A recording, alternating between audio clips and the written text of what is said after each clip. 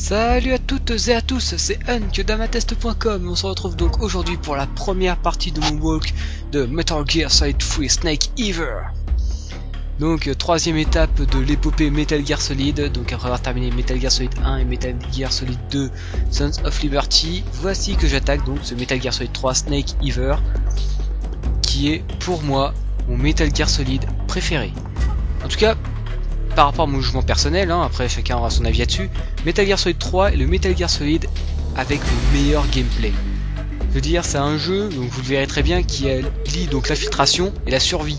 C'est-à-dire que quand Snake sera blessé, je vais devoir utiliser du matériel médical pour me soigner sur les bonnes parties du corps, utiliser le bon matériel médical, et même si par exemple, on va te donner un exemple, j'ai une balle, je me suis fait tirer dessus, je peux retirer la balle du corps. Mais si je n'ai pas le matériel pour me soigner, vous voyez, on peut faire que du soin partiel. Et franchement, bah, non, oh, pause, remets le menu principal, qui est magnifique aussi. Donc voilà, ça aide la survie, donc la filtration comme on l'a toujours connu dans les autres Metal Gear Solid, et également un système de camouflage qui permet donc de passer beaucoup plus inaperçu par rapport à ennemis et autres. Franchement, ce Metal Gear Solid en termes de gameplay, c'est du pur bonheur. Donc après nous verrons, je vous montrerai bien avec le Metal Gear Solid 4 qui lui est pour moi le Metal Gear Solid avec la meilleure histoire, mais parce qu'il est un point rassemblant tous les autres. Mais ça on verra, je vous expliquerai ça plus en détail plus tard, et vous le verrez plus tard lorsque je ferai le walk de Metal Gear Solid 4. Donc eh bien dans ce jeu, attendez, je vais juste passer vite par les options. Alors vibration en marche, ok, première personne normal, sous-titre ok, langue français, ajustement de l'écran. Je vais voir vite fait. Bon non c'est bon, chez moi il est cadré. Ah, peut-être un petit peu. Attendez. Ah mince, c'est impossible de vraiment cadrer sur aperçu. Bon on va laisser comme ça, on sera légèrement un petit peu plus en haut. Hop là, ok.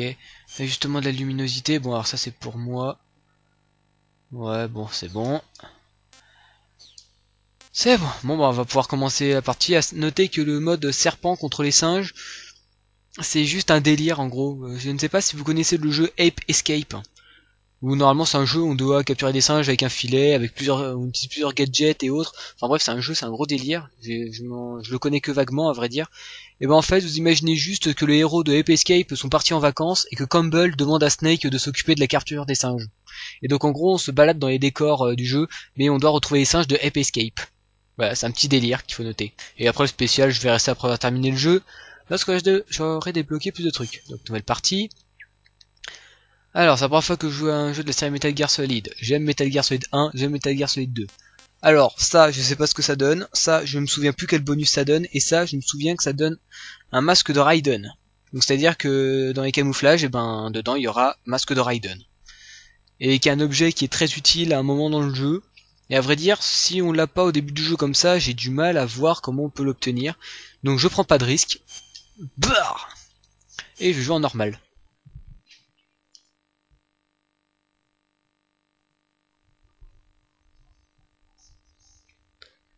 Allez. After the end of World War II, the world was split into two, East and West. This marked the beginning of the era called the Cold War.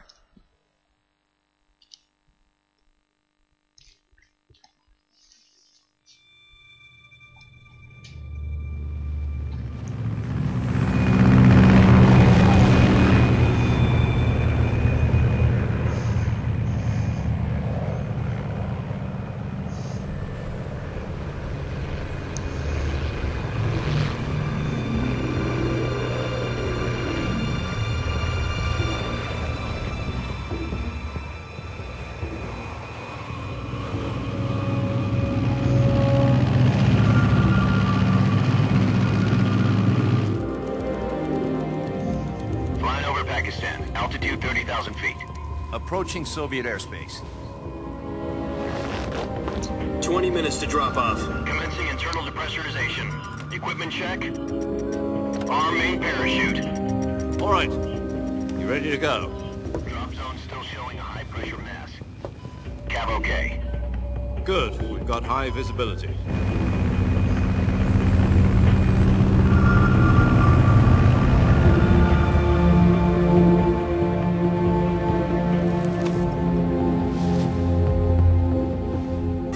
cigar.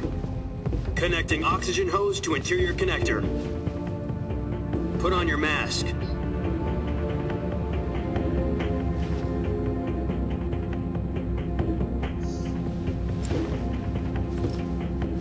Does this panty waste know what he's doing?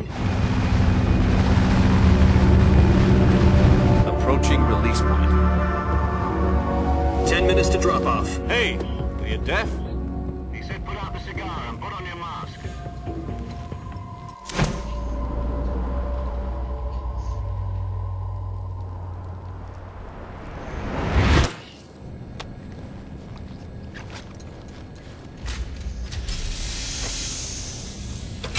Depressurization complete. Checking oxygen supply. 6 minutes to drop off. Opening rear hatch.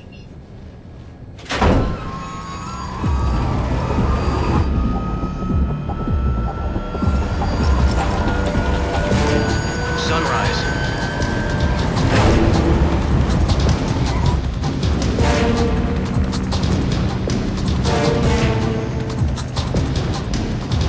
External temperature minus 46 degrees Celsius. 2 minutes to drop off. Stand up. You'll be falling at 130 miles per hour. Try not to get frostbite from the wind chill. 1 minute to drop off. Move to the rear. Activate the alarm bottle. This is one for the history books. The world's first halo jump. 10 seconds to drop off. Stand by. Status okay. All green. Prepare for drop-off. Countdown. 5, 4, 3, 2, 1. Spread your wings And fly. God be with you.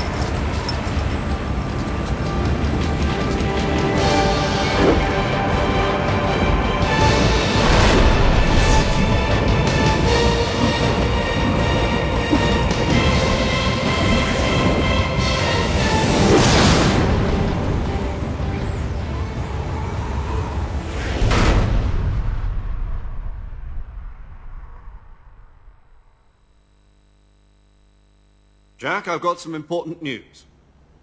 The head of the CIA has finally given us the green light for the virtuous mission.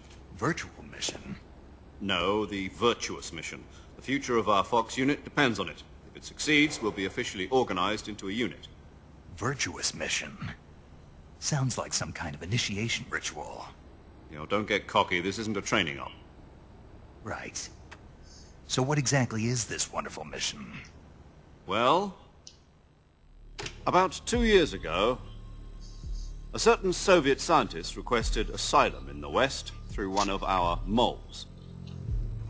His name is Nikolai Stepanovich Sokolov. He's head of the OKB 754 Design Bureau, one of the Soviets' top-secret weapon research facilities, and the East's foremost expert on weapons development. Sokolov? Isn't he that famous rocket scientist? The very same. On April the 12th, 1961, the Soviets achieved the first manned spaceflight in history. The Earth was blue, but there was no God. Well spoken. The rocket that carried Yuri Gagarin to orbit was the A-1, known as the Vostok rocket. Sokolov is said to be the man most responsible for the multi-engine cluster used in that rocket. After Gagarin's flight, Sokolov left rocket development to become the head of the newly established Design Bureau. From a lowly technician to head of a design bureau, that's quite a success story, so why do you want to defect? It seems he'd become afraid of his own creations. Afraid? Call it a crisis of conscience. And for that, he left his country and his family behind and went over the fence? Not exactly. One of his conditions was that his family was also to be taken safely to the West. We used a mole to get the family out first and succeeded in sneaking Sokolov over the Berlin Wall shortly afterwards. I was the one who conducted the operation.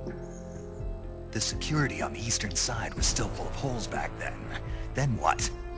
We got Sokolov over in one piece, but the whole ordeal had left him exhausted, and we checked him into a hospital in West Berlin. It took him 2 weeks and more than 600 miles to get from the research facility in the Soviet Union to Berlin.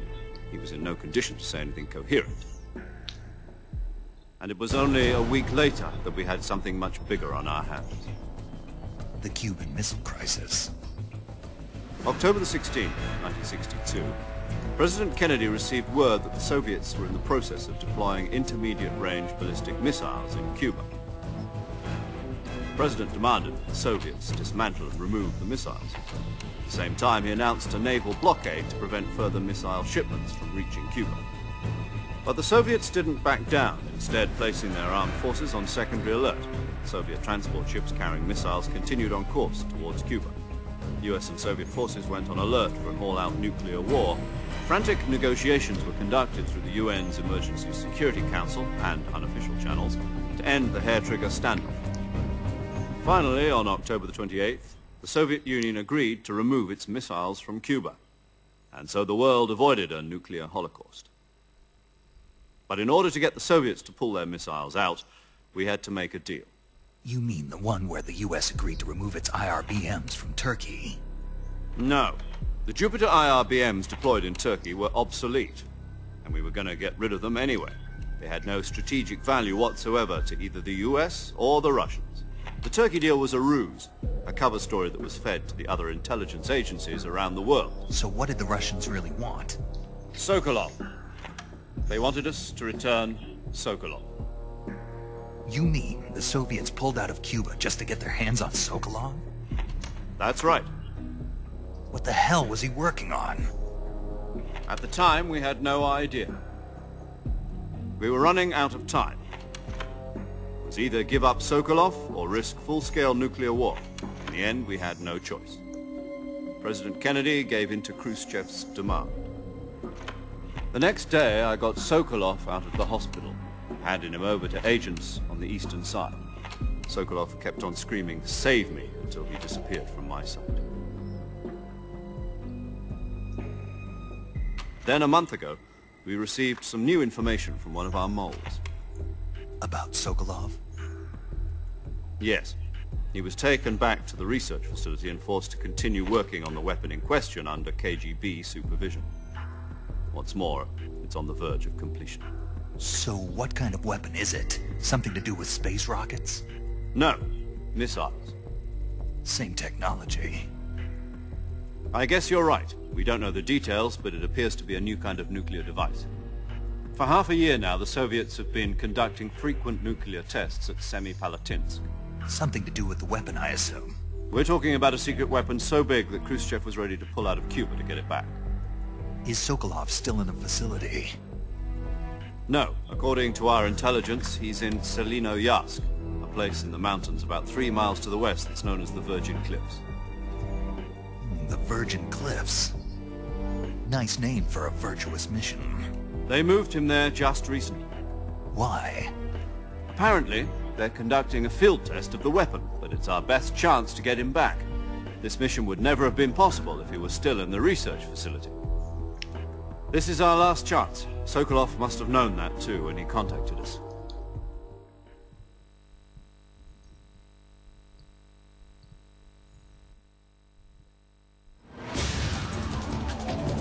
Voilà, donc après toute cette cinématique, juste vous montrer, vous expliquer quelque chose qui est unique dans ce Metal Gear Solid là, ou enfin qui est aussi pareil dans le 4.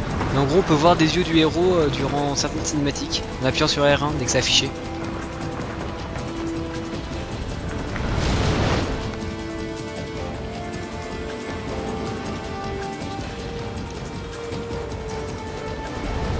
Listen up, Jack.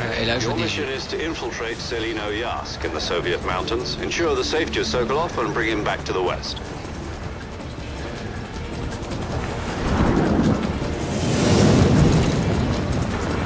If we don't get Sokolov back before that weapon is complete, we'll be facing a major crisis.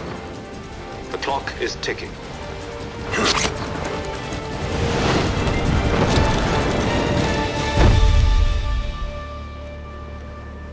Once we've confirmed the rescue of Sokolov, stand by at the recovery point. A recovery balloon will be dropped at that point.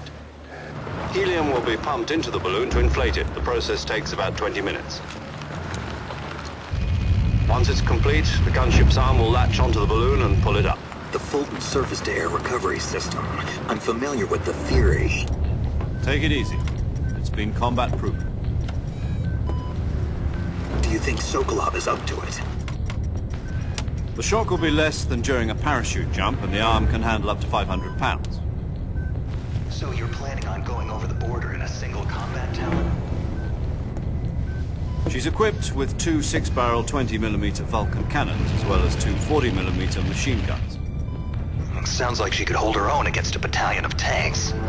Even with the fuel in the reserve tank, we're facing a 4-hour time limit. If all goes well, it shouldn't take more than a few hours. Home in time for dinner. But if anything goes wrong, You'll be eating dinner, breakfast, and all the rest of your meals in the jungle.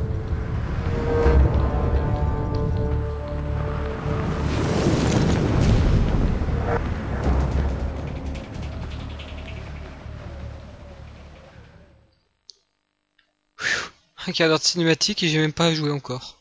Oh mon dieu.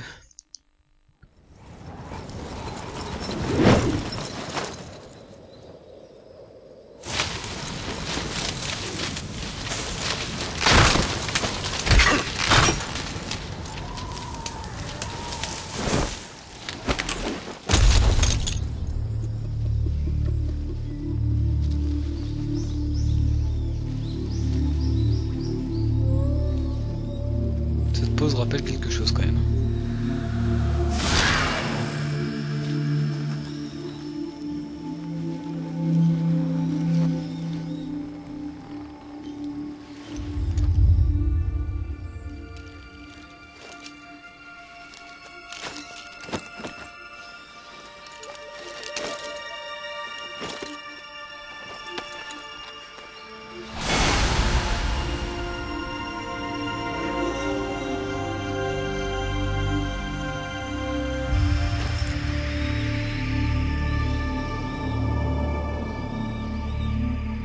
Voilà le masque de Raiden dont je vous parlais.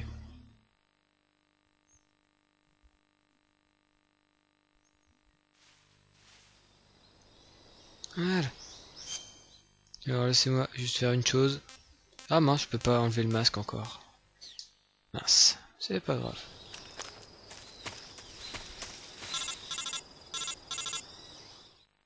Ouais bah, c'est pas le codec hein. Do you copy? You're already in enemy territory, and somebody might be listening in. From here on out, we'll be using code names to refer to each other. Your code name for this mission will be Naked Snake. I'll be referring to you as Snake from now on. You're not to mention your real name. Snake? Oh, you don't like snakes? What do you mean? You've eaten one before, haven't you? In survival training? I'm glad to hear that. I don't know if I'd ever order one in a restaurant, but... Be careful, you might not have a choice. What about you, Major? What should I call you? Let's see. I'll be Tom. Call me Major Tom. Oh, and Snake? Yeah. The crew isn't watching anymore. You can take off the disguise now. Good idea. This isn't right. Time for the snake to shed his skin. Ouais bah c'est pas du codec hein, c'est vraiment de la liaison par radio quoi.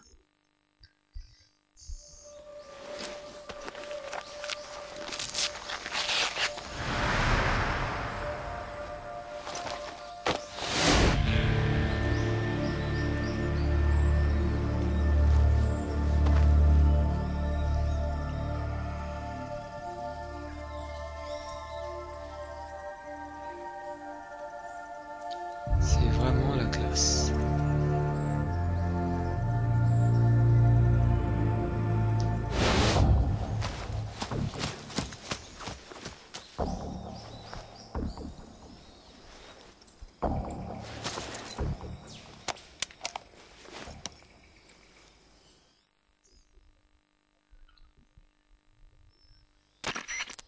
Can you hear me, Major Tom? This is Snake. Kept you waiting, huh? This will be a sneaking mission. You must not be seen by the enemy. You must leave no trace of your presence. Is that clear? This kind of infiltration is the Fox unit's speciality. In other words, weapons and equipment are procured on site. That goes for food as well. You're completely naked, just as your name implies. Great. Now I see why you asked me if I like snakes. I suppose calling me Snake was your idea of a joke, too. No. There's a good reason for that. I'll tell you later when the time is right. Gotcha. Getting back to the subject, How exactly am I supposed to feed myself? You've been issued a knife and a tranquilizer gun. Use them to hunt for food. You'll also find some medical supplies in your backpack. Yeah, about the backpack. I lost it in a tree on the way down.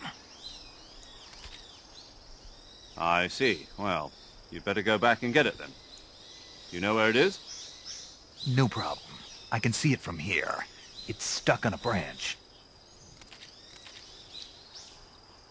To climb a tree, stand in front of a tree that's covered in ivy and press the action button. I'll be monitoring your progress over the radio. We can't risk violating Soviet airspace, but I'll be in the gunship. My frequency is 140.85. I'll give you a call if I need to talk to you. If you need to talk to me, use the send function. Okay, Snake, go get your backpack. Voilà, donc déjà j'ai pas beaucoup de matos, et en plus je le perds en arrivant sur le terrain. Oh mon dieu. Donc alors là, vous pouvez déjà d'ailleurs remarquer deux petits trucs en plus par rapport à d'habitude. Donc en haut à gauche, en dessous de la barre de vie qui est la barre la plus grande, se trouve une barre d'endurance, une barre donc de faim, pour ainsi dire. Et si je me trompe pas, lorsqu'elle est trop faible, ben Snake va avoir les mains qui tremblent et donc ne sera pas foutu de viser correctement. Et ensuite, en haut à droite, je peux voir mes tenues de camouflage. Donc là, éclat, donc il s'agit de la peinture sur le visage que Snake a, et kaki, c'est la tenue qu'il tient. Et après, il y a un indice de camouflage. Donc là, ça veut dire que je suis camouflé à 10%, là 40%, là 60%. Et donc c'est un jeu en fait durant la partie de s'amuser avec toutes les tenues de camouflage pour trouver l'indice de camouflage le plus important et donc passer autant que possible inaperçu. Allez, on arrive là, hop, hop. Ensuite, mince, je me suis trompé, il faut que j'appuie sur une touche en fait pour m'accrocher et j'ai oublié d'appuyer dessus. Allez Snake, fais pas comme Raiden s'il te plaît, fais pas n'importe quoi. Parce que je l'adore ce Metal Gear Solid là. Alors si je me trompe pas, c'est... Non, c'est pas... Bah mince, c'est où? Eh, au secours!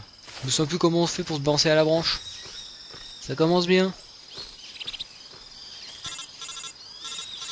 Aïe. Allez, vas-y, explique-moi comment je fais pour être à la branche. Pointing east on that tree, right? Walk along the branch and get it. Be careful not to fall. You should be able to grab your backpack if you hang from the branch by pressing the action button. Touche action. Non, ta touche action normalement c'est triangle. Ah ouais, voilà. Hop là.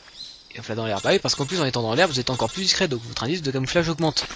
Vous voyez que c'est un peu plus technique. Hein. Your backpack, Snake. To equip a weapon, it's necessary to take it out of your backpack. In the survival viewer, choose weapon from the backpack. Your available weapons will be displayed in a window in the upper left.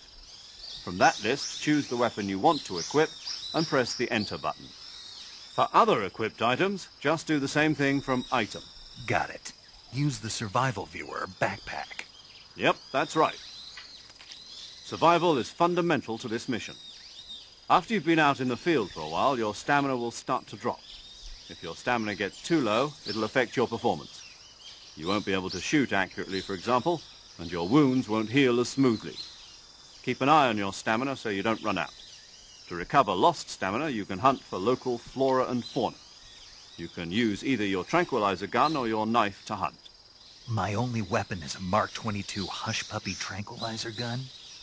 That's right. It's been fitted with its own suppressor. However, the suppressor will deteriorate every time you fire. Once its durability reaches 0, the noise suppression effect will be gone. So don't get too trigger happy with it. The suppressor's durability is shown in the icon. Any weapons and equipment beyond what you're carrying now, you'll have to find as you go. I have to find my own weapons and equipment? Whose crazy idea was this anyway? Solo covert actions are standard Fox operating procedure. You can't leave any traces of your presence. No weapons, equipment, footprints, sweat, or bodily waste. The same goes for bullets and cartridges, too. Your presence in enemy territory is already a violation of international conventions of warfare. There aren't supposed to be any American soldiers in Russia. it could spark an international incident. You can't let anyone see you. You can't let the enemy know you're there. This is a stealth mission. You're a ghost, Snake, in every sense of the word. And there'll be no rescue if you're captured. The military and US government will deny any involvement in the affair. Then I'll just have to take care of myself, huh? I'm afraid so. You've been given a fake death pill for that purpose. SAS guidelines stipulate that soldiers on covert ops like this one be issued a potassium cyanide capsule. Tape it to your body so you can take it when you need to. How generous of you. Use it if you're taken prisoner by the enemy. It'll send you into a state of false death for a short time. Fooling them into thinking that I'm really dead. So how do I come back to life? Just take the revival pill. You mean that thing they put in my tooth before the mission? That's the one. But be careful. If you remain in a state of false death for too long, nothing will be able to bring you back. Remember that. I'll keep it in mind. You said this was a solo mission, right? Right. I guess that means I can't count on any reinforcements. Correct. The mission rests entirely in your hands. A real one-man army. Relax. There's a support team ready to back you up over the radio. Who? I'll introduce them to you. This time, survival is of utmost importance. The first member of the support team will be in charge of monitoring your physical condition, acting as a medic, so to speak, as well as recording your mission data. She's a member of Fox as well, and she's here on the gunship with me. She? Hello, Snake. I'm paramedic. Nice to meet you. Paramedic. As in a medic who comes in by parachute. Aren't you going to tell me your real name? Are you going to tell me yours, Mr. Snake? My name, huh? It's John Doe. And they call you Jack for short. You're a regular Captain Nemo. A name means nothing on the battlefield. After a week, no one has a name. What's your name? Jane Doe. Very funny. I wasn't joking, but I'll tell you my name only if you manage to make it back alive. My frequency is 145.73. She's also in charge of recording your mission data. Whenever you want to save, send a message over the reserved save frequency, 140.96. So saving lets me record my mission data. That's right. It also records the state of your health. Good to know. There's one more person I want to introduce you to, Snake. Huh? Speaking of snakes, you remember the boss, don't you? A legendary soldier and your mentor. Actually, it was the boss that got the DCI's authorization in the first place. She's going to be serving as Fox's mission advisor. The boss is? She also helped me plan this mission. She and I were at SAS together. Jack, is that you? How many years has it been? Boss? That's right. It's me. Talk to me. Let me hear your voice. It's been 5 years, 72 days, and 18 hours. You've lost weight. You can tell just by the sound of my voice. Of course I can. I know all about you. Really? Well, I don't know anything about you. What's that supposed to mean? Why'd you disappear on me all of a sudden? I was on a top-secret mission. You didn't need me anymore. But there were still so many things I wanted you to teach me. No, I taught you everything you needed to know about fighting techniques. I taught you all I could. The rest you needed to learn on your own. Techniques, sure. But what about how to think like a soldier? How to think like a soldier? I can't teach you that. A soldier needs to be strong in spirit, body, and technique. And the only thing you can learn from someone else is technique. In fact, technique doesn't even matter. What's most important is spirit. Spirit and body are like two sides of a single coin. They're the same thing. I can't teach you how to think. You'll just have to figure it out for yourself. Listen to me, Jack. Just because soldiers are on the same side right now doesn't mean they always will be.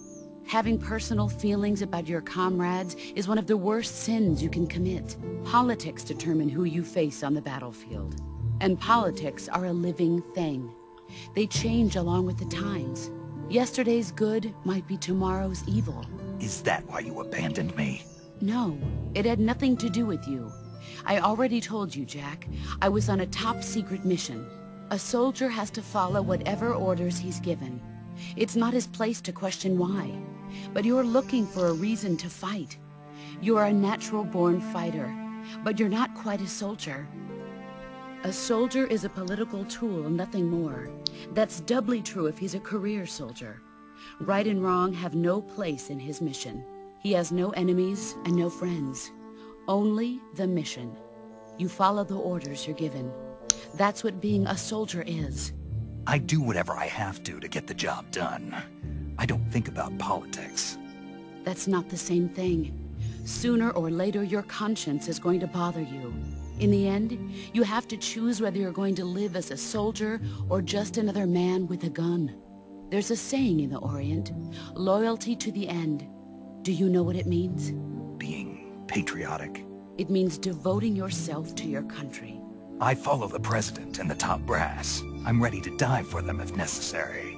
The president and the top brass won't be there forever. Once their terms are up, others will take their place. I follow the will of the leader, no matter who's in charge. People aren't the ones who dictate the missions. Then who does? The times. People's values change over time, and so do the leaders of a country. So there's no such thing as an enemy in absolute terms. The enemies we fight are only enemies in relative terms, constantly changing with the times.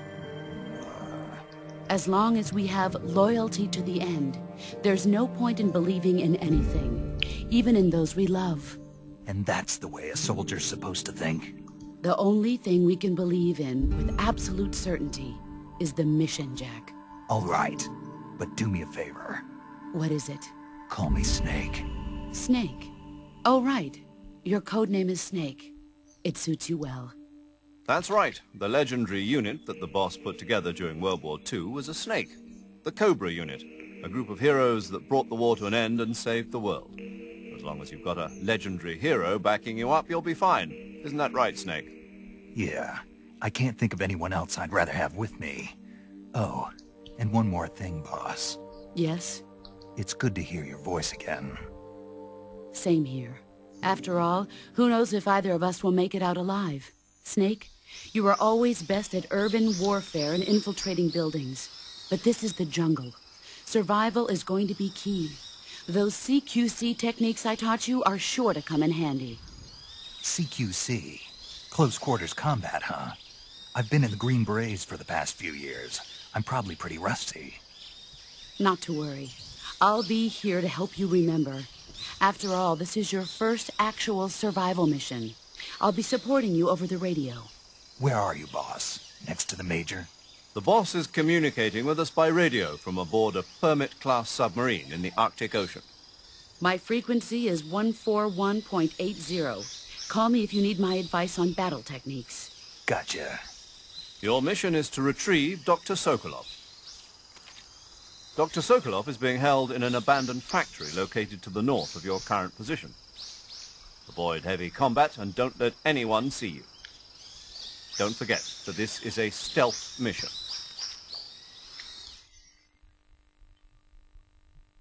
Aïe, la fin. Je peux jouer? Snake, try to remember some of the basics of CQC.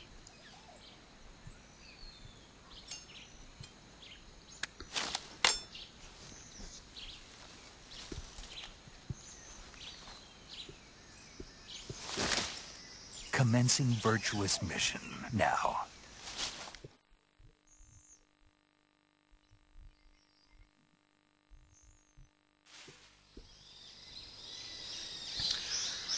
Voilà.